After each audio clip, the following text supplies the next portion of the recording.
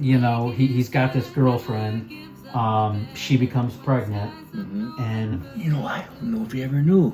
really, I don't think I he was ever- under the understanding that he knew I don't He know. may have, but because he died November 10th. His daughter was born. I think her birthday's May 24. So oh, okay. you know, there was like 3 months there that she knew probably she was pregnant, and I would assume she would have told him. But again, like you say, who knows? I don't know. 'Cause he never told me anything more, you know. He never talked to you about it. No. He never No, did. I never did. Okay.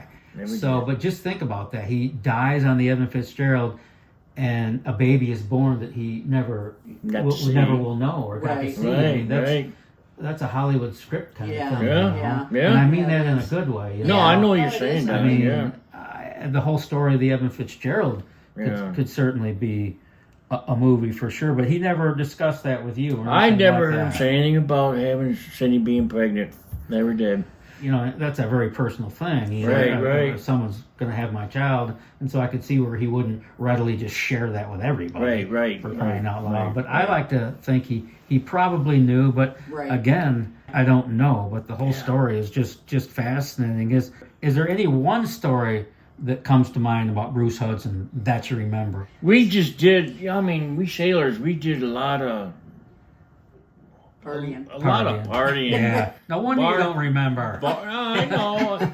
There used to be this place up on LaGrange Street. What was it? Mugshot, but it was called Neptune. All the sailors were going, even the captains. Oh, mugshot jam right there in the corner. Yeah. But we'd go in there because of chicks, you know. Yeah. Not the We'd go best easy song. pick up. What's one thing about Bruce Hudson that nobody else knows? And I'm not looking for dirt here. No, I understand.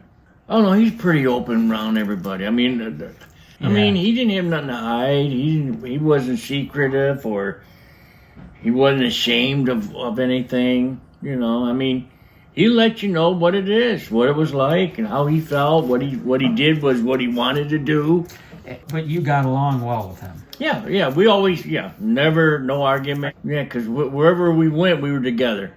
It's being in port together. Sure. And when he was in winter layup time, he would come up, you know. Winter layup, you guys lived with each other Yeah. eventually. How long did you guys live in that house over there? You know, I think it was 2 seasons.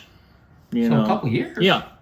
Wow. Yeah. It's interesting. And then I moved on to different ships, and, well, we went down in 75. 75, yeah. Got away from shipping for a while, and then I got back into it again, you know, just I mean- to make some quick money. Do you remember where you were, what you were doing when you heard the news the Edmund Fitzgerald went down?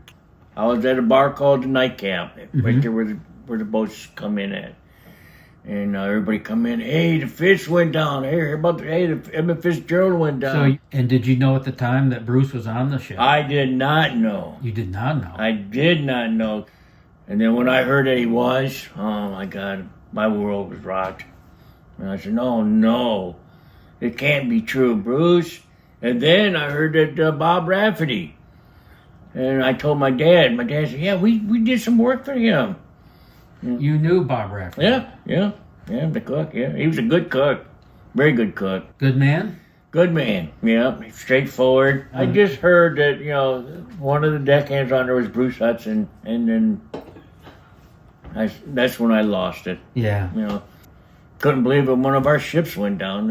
I was lost for a Especially while. that one, I mean. Yeah, and then, you know, I think maybe a couple of weeks, even maybe not even that, because they were still talking about the missing crew. And Did Bruce Hudson ever talk to you about any of his concerns with sailing or on the Fitzgerald? Because it was known among some people that the Fitzgerald had issues. We know that the keel was loose. We can go on and on. Yeah. But did he ever discuss anything with you in regards to concern over some of the issues the Fitz had? You know, we talked back and forth because when we had problems with our hatches, and we would run. When you say we on the I was on the fronts at the time, or on the Armco. Yeah, because we run these cables down the dock or down the deck, hook them up onto eyelids, and they are steam engines, steam wrenches. But anyways, we'd be cranking up the wrenches there to open up the hatches. Sometimes they stick. and then we put more steam on it. Hell, we pulled the hatch right off the combing there. Really? Where it goes down the slide of the. It was rough. Yeah. It was rough. I mean, as far as trying to take care of the hatches and nearly impossible to clamp down 100%. No, sometimes you couldn't, because they were warped. At that time, I wasn't thinking of the safety. We just had to get them closed and get them open. I didn't know eventually it was going to maybe cause some damage as far as like water coming in because it wouldn't close or it wasn't. I wasn't thinking that. Yeah. Well, when I was sailing on the lakes, if I would have sat back and thought about safety and think about it later, I would have never went out. Because I went out right after the Fitzgerald went down. Ooh. And at that time, I didn't even know the Fitzgerald even existed. So it wasn't like, oh my God, the ship just sank and I'm going to go out and get into the same thing. Never even occurred to me, I just went. Yeah, now there's times I'm laying in my bunk there, knowing that the hatches wasn't batting down, and I'm wondering if we're ever going to get in a storm, are we going to be able to get out there in time to get all these turnbuckles put on? Sure. And it kept me awake a couple times. Yeah.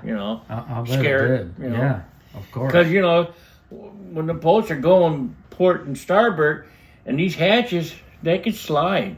Sure. You don't remember your last conversation with Bruce Hudson, like the last time you saw him? That's a hard one. I know that's a hard one. Only thing I can remember us both saying to each other is take care, be careful. Yeah. When we sailing. Yeah. Take care, Farrell. And I say, you too, Bruce. Be careful. Yeah. We was always wanting to take care of, making sure that we were being careful what we did and where we went, and see when you get back the next time. Mm-hmm. Where you going now? Where's your next stop? Sure. Did you ever visit Bruce Hudson in North Olmsted? No, he told me. No, I never did. I was going to ride up there with him one time, just to meet his parents. Yeah. But something else came up where I'm going to go ahead. I'm going to hang out here. Sure. So he went up. As the story goes, as I understand it, that was to be their last run of the year, being late in the season as it was. And when they got to their destination in Detroit, they were going to, scurry down to Toledo, get in that 74 Dodge Challenger, and him and I think a cadet, David Weiss, who died on the boat. They were going to drive to California. That was their plan, to go to California, as I understand it. I'm trying to remember if he said that he wanted to go to Florida or California. He wanted to get away. Yeah. I can remember in the back of my mind thinking, he was telling me one time he wanted to go, Florida, California, just to go and have fun. Sure. Well, when you take the vacation, get the time off from the ships and just go. We can go out and I can go to a bar anytime, but the most fun I ever had in a bar was when I got off the boat. And that's because when you're on a boat for a month and you finally get off, it's like going to the grocery store is fun. And it just so happens there's a corner bar right by the dock, and that's the most fun I ever had in a bar, just to get away from it. Well, that's it. When we come to Toledo, or when I come to Toledo too, I live here. Well, there might be one of my deckhands was from, say, Detroit. Well, he would cover my watch while I'm here for 4 hours. So that gives me time where I can get off the boat and do it, go where I want to do. But when we get to Detroit, I would cover his watch. Sure. So he could get off. So we scheduled things out. If we were coming to Toledo, we made sure we had our watches covered. And then when it got later in the season, the coal would be getting stuck in the cars. So it was longer in the ports. Yeah. So that means it gave us more time to stay off the boat and come back to the boat and let the watchman know, hey, I'm going to be gone. Yeah, you going to still cover me? Oh, yeah, we got you covered. That's interesting because same thing here. I learned that, hey, we're going to Toledo to unload number 6 oil. We pushed big oil barges around the Great Lakes. Okay. And I'd get so excited because I live in Toledo. And yes, the other deckhand on the other shift would cover my shift so I could be gone like a full day. Yeah, exactly. It was like, that's what we did. So cool. Yeah, it was. Yeah. But then we returned the favor when we got into their home port, you know, so they could go home and do what they want. And, I mean, I'm hearing about a guy, Bruce Hudson, who was super cool, super smart, clean, Yep. a really good man, fine man, about ready to have his own child.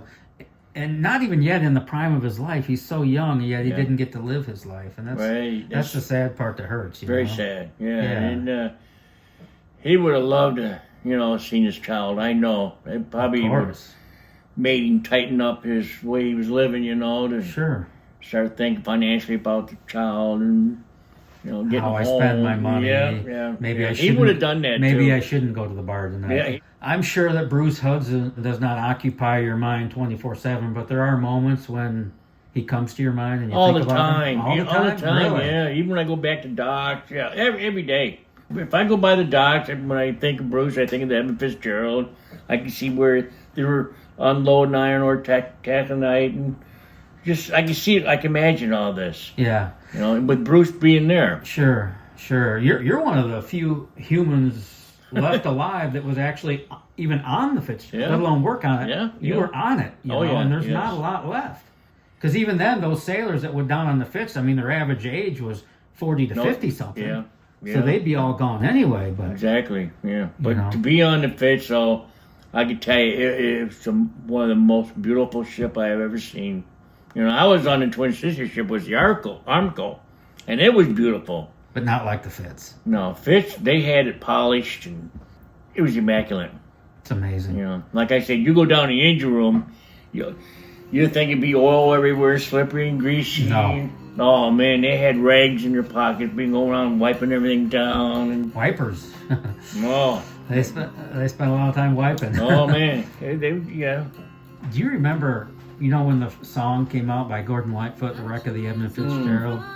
I imagine today when you hear that song, you kind of stop and... Yeah, I listen. Yeah, I bet you do. And I think. You don't turn it off, do you? No, I listen to it through. Yeah. I see memories, you know, flash in front of me like, oh, Bruce. Can you see Bruce as vividly today as you did then? Yeah. Just being goofy and cool, you know. Goofy, hair cool. flopping around. Yeah. That's so he was cool. a nice guy. Very, very nice guy. I believe it. I miss him. I mean, I wish he was still around. We'd still probably be, you know, being friends. Of course we would. I know we would. You wouldn't be renting your brother's house together, but you'd still be you'd still be hanging. Yeah. You know? What was interesting to me is that day in Superior when you met Bruce on the Fitz, he hollered down, "Hey, you want to come aboard?" Yeah. And you guys connected, like bonded right away. Yeah, I say, I'm coming up. You have those friends in your life where it doesn't take 2 years to be friends. No, it takes. It was an instant. This takes was 2 seconds. Yeah, to be connected as quick as we did, we knew we were one. Or you're gonna be friends. Yeah, it happened that fast. Yeah, that's really cool. Yeah, it was very cool when I was coming up the ladder and Bruce is up there by the stern winches there. Man, I can't wait to see this, Bruce. Oh, I'll show you. Went right in the galley, sat there first, and ate my steak dinner. Wow. Ate my steak Tuesday dinner. night. Oh, yeah, Tuesday nights or steak Saturdays. night on the Edmund Fitzgerald. Tuesday nights. Tuesdays and Saturdays. Wow. And we ate like kings, too. Oh, I know you did. Oh, we ate. Yeah, he was sitting over there. We're just eating out, pigging out. And what do you think, Farrell? What do you think of this chow how, you know? Bruce, this is cool, man. This is clean. You know, it was. Because where we were at, go through a little hall, was officers' quarters. Are you talking in the back and the stern? Yeah, it was the officer quarters for their dinner room. Sure. And they had the captains. It was laid out. I mean, it was laid out. Superior, they said, never gives up her dead. Ooh, when the gales of it's for sale. November come early. Wow. That's it, huh? This is it. I gotta go out and at least take a picture. So, Oh, yeah.